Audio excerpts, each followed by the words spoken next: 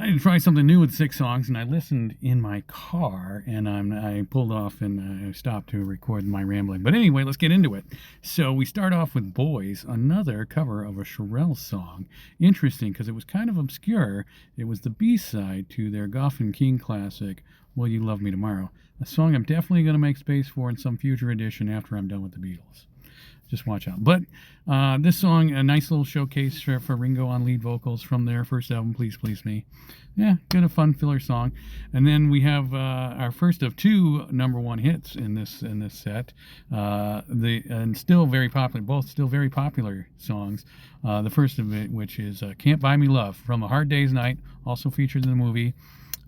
Funny thing, as this was the start of, well, this was towards the end of a 14-week streak in which the Beatles held the number 1 spot on the Billboard Hot 100.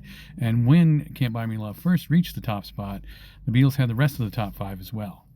So fascinating. This, I mean, they dominated the charts, especially in 1964. It was the height of Beatlemania. It was crazy times. But anyway, from there we go to Carry That Weight from Abbey Road, and it was definitely kind of weird to hear that song outside of the medley from Abbey Road, which it is a part of. Still interesting to hear, but just weird. And then from there, another one from Please Please Me, another cover, not of a Shirelles song, but a Carole King, Jerry Goffin song called Chains, which was done by a girl group called the Cookies, and largely forgotten today, but it was a top 10 hit back in, I think, 1962. And from there we have Come Together, another number 1 hit, which was paired with a song I'll get to way down the line, but it had actually kind of stalled out at number 2, and who knows if it would have gotten to number 1 on its own.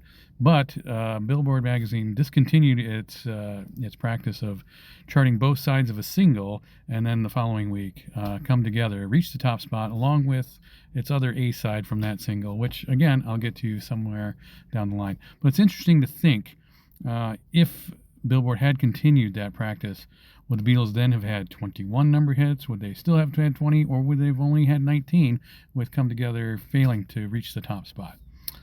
Hard to say. But again, a classic, still very popular today. And then finally, we have the continuing story of Bungalow Bill, a little track from the White Album.